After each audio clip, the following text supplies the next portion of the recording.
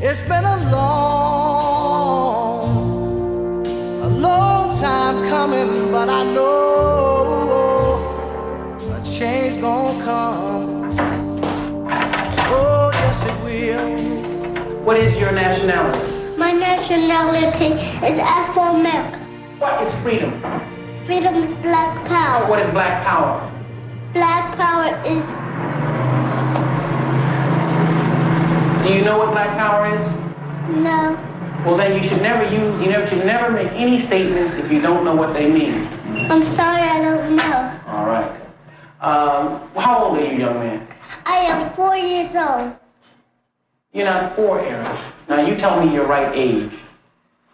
How old are you? How old are you? I am 4 years old.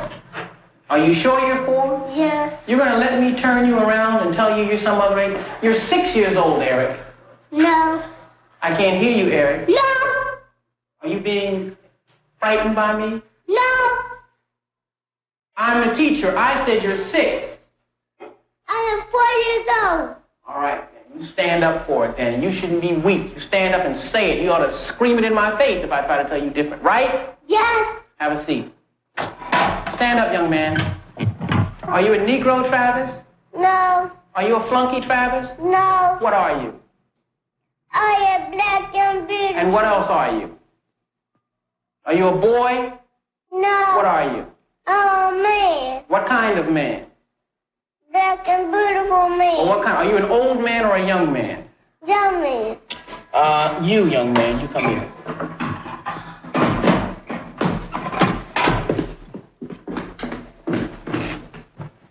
You're a Negro. No. I am your teacher. You are a Negro. No. Suppose I threatened to beat you, what would you say? Aren't you a Negro now? No. What are you? I'm black and beautiful. What is your nationality? My nationality is Afro-American. Suppose I had some money in my pocket. Suppose I gave you $1 to say that you're an American Negro. This is money now. Money talks. Money talks. This $1. And if you don't say it, you don't get it. You're an American Negro, aren't you? No. You won't have any money. You know you need money, don't you? Yes. You need money to live, don't you? Yes. All right. All you have to say, Leon, is that you're an American Negro. Aren't you an American Negro? Are you an American Negro? No. What are you? I'm black and beautiful. What's your nationality? My nationality is Afro-American. Very good, man. Keep it up. Go sit down. You had to think about that a minute, didn't you? Yes. All right. All right, everybody. What is your nationality? My nationality is Afro-American. Grim-faced and silent, a file of angry young Negroes carrying loaded rifles trooped into the state capitol here in Sacramento, bent on invading the state legislature. White America became increasingly disturbed about black militancy. A black man with a gun not only scared whites, but constituted in white minds a clear and present danger. They claim they must carry guns for their own defense against racists. The armed band forced its way past surprised and bewildered state police to stride through the pass gates outside the assembly and right into the chamber during a legislative session. Facing the fierce-looking invaders with their guns, Speaker Pro Tem of the Assembly, Carlos B's first instruction was to the Sergeant-at-Arms to throw out the television newsman. This kind of black militancy, even though these Panthers gave up their guns easily, was intolerable. Across the country, the FBI files. The FBI was genuinely worried that the black movement might be insurrectionary and a threat to the government of the United States. Using the Freedom of Information Act, CBS News has extracted from these files some hundreds of documents in an effort to see how the FBI responded to the black movement. What the FBI was afraid of is shown in this memorandum from J. Edgar Hoover to his special agent in charge, Boston. Memo to SAC Boston from the Director, FBI. Subject, Counterintelligence Program. Goals. 1. Prevent the coalition of militant black nationalist groups. An effective coalition of black nationalist groups might be the first step toward a real Mau Mau in America. The FBI saw one man who might bring all the blacks together, and when he made the following statement, the FBI thought he was calling for an attack on Washington instead of a march on Washington. We're going to build our shanties right in Washington and live right there. I'm not playing about this thing. I've agonized over it, and I'm trying to save America. And that's what you are trying to do if you will join this movement. We are trying to save this nation. We can't continue to live in a nation every summer going up in flames, every day killing up people in Vietnam like we're killing. We can't continue this way as a nation and survive. And you can believe it if you want to. And some of us are going to have to take the burden of saving the soul of America. J. Edgar Hoover didn't believe America needed to have its soul saved. For that matter, the FBI had trouble distinguishing between nonviolent blacks and militant revolutionaries. To the FBI, the whole movement appeared dangerous, particularly if one man could unify millions of American blacks. From the same memo. 2. Prevent the rise of a messiah who could unify and electrify the militant black nationalist movement. Martin Luther King, Stokely Carmichael, and Elijah Muhammad all aspire to this position. King could be a very real contender for this position. There's another document we extracted from Martin Luther King's file. It was to the director of the FBI from the special agent in charge of the FBI's San Francisco office. It is the opinion that any revelation of immorality on the part of these people is not particularly held against them. An example being the fact that appears quite well known in government circles that Martin Luther King and some of his associates were highly immoral and depraved, but this seemed to be accepted by some segments of society as a way of life. It may be true that morality cannot be legislated, but behavior can be regulated. It may be true that the law can't change the heart, but it can restrain the heartless. It may be true that the law can't make a man love me, but it can restrain him from lynching me, and I think that's pretty important also. And so while the law may not change the hearts of men,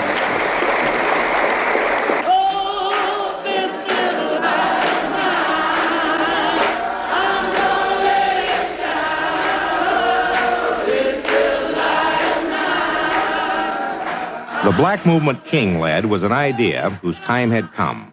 Based on Christian principles, it had its roots connected to millions upon millions of black Americans. Its nonviolent appeal had touched the conscience of tens of millions of white citizens. Its strength came from the black church, its legality came from the Constitution, and its success seemed inevitable.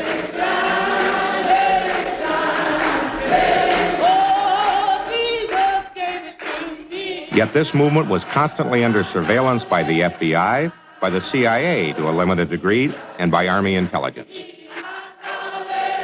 So long as King led the black movement, the rhetoric of the extremists was just that, inflammatory, but not strong enough to be a real danger. We've got to turn our backs on this country. Yeah, tell them what to do. This country has never cared about black people. That's right. They don't give two damns about us. And all of us always turn around worrying about what's good for America, what's good later for America, what's good for black people. That's what we want. Yeah. The day of Martin Luther King's nonviolence has come to an end.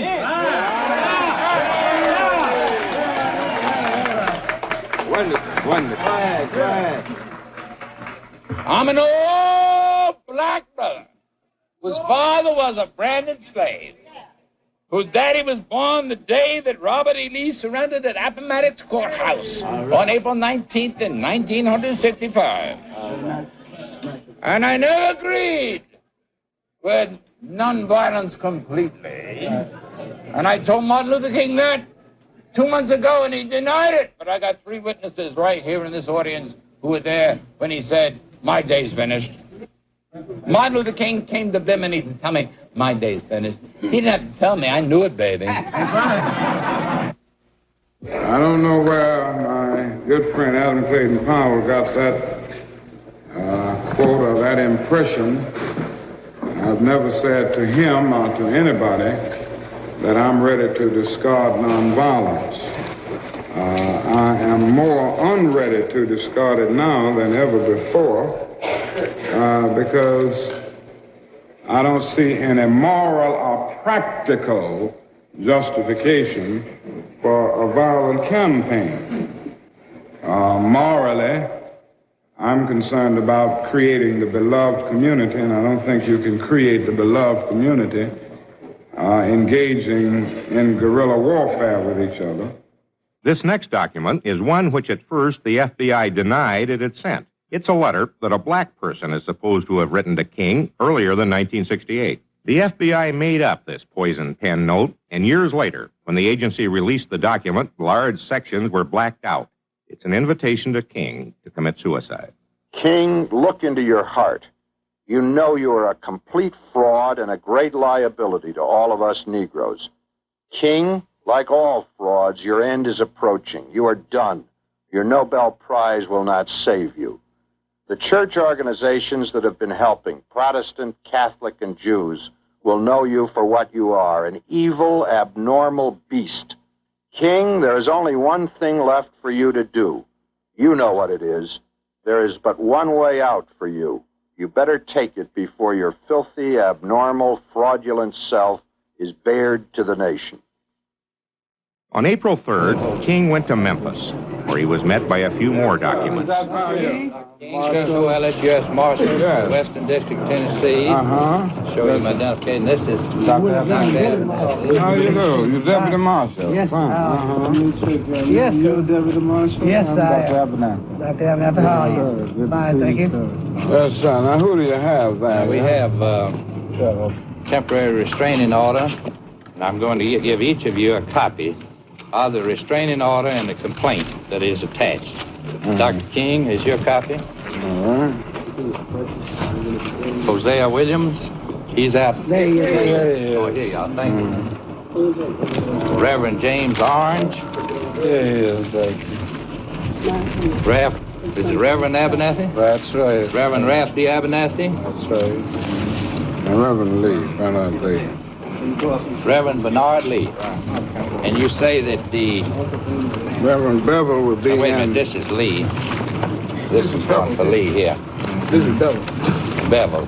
Now, you're Abernathy. No, I'm Let's get the picture. The legal papers were an attempt to enjoin King from leading a garbage man strike. Under King's rule of nonviolence, he intended to disregard the papers, lead the strike, and go to jail. On the evening of April 4th, it all became unimportant. At 7:10 this evening, Martin Luther King was shot in Tennessee. This was to be a gala occasion for a little Negro college from Mississippi appearing in Carnegie Hall with the great Duke Ellington. Martin Luther King, 20 minutes ago, died.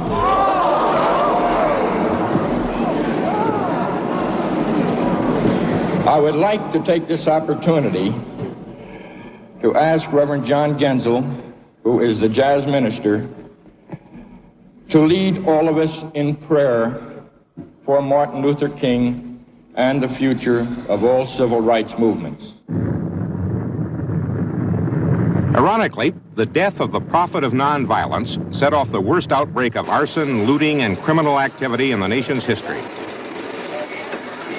168 cities rioted, 2,600 fires, over 21,000 people were injured. The death of Martin Luther King was taken as a signal by many blacks that nonviolence was not the way to counter the white conspiracy against blacks. They now began to listen to militant leaders who had been calling for guns. We stand on the eve of a black revolution, brothers. Masses of our people are in the streets.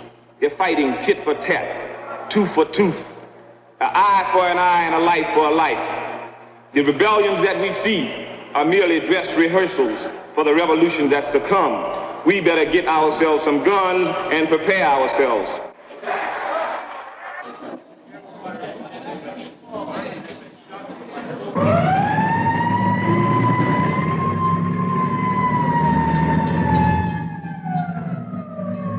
The camera's eye caught looters. The television eye caught the hostility. Fire has broken out. Who was to blame? Even 10 years later, the question can't be answered. At the time, there were quick answers. The governor of Maryland was absolutely certain that these fires in Baltimore were caused not by black rage, but by a black conspiracy led by black agitators. Spiro Agnew called black middle-class leaders into his office and accused them of being part of the conspiracy. I've said this to you, and I threw down the gauntlet to you. I repudiate white racists. Do you repudiate black racists? Are you willing, as I am willing to repudiate the white racists, are you willing to repudiate the Carmichaels and the Grahams? Answer me. Answer me. Do you repudiate Rap Brown and Stokely Carmichael? Do you? Do you? Agnew's toughness caught the eye of Richard Nixon. The Chicago police force, whatever else its shortcomings may have been, realized that the death of Martin Luther King had touched something deep in black people. The Chicago police acted with discretion, but the mayor of Chicago was disappointed with his cops. He rebuked them publicly.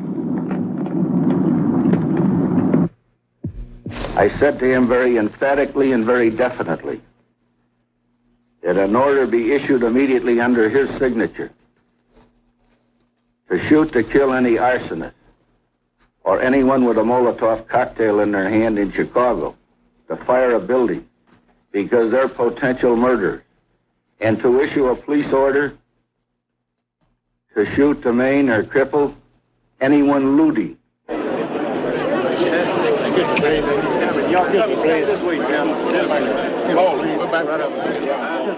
Even after his death, Martin Luther King's reputation bothered the FBI. A later directive was released to CBS News just this month. From Special Agent in Charge, Atlanta, to Director of FBI. In the event the Bureau is inclined to entertain counterintelligence action against Coretta Scott King and/or the continuous projection of the public image of Martin Luther King, we propose the following. FBI headquarters replied, From Director FBI to SAC Atlanta, the Bureau does not desire counterintelligence action against Coretta King of the nature you suggest at this time.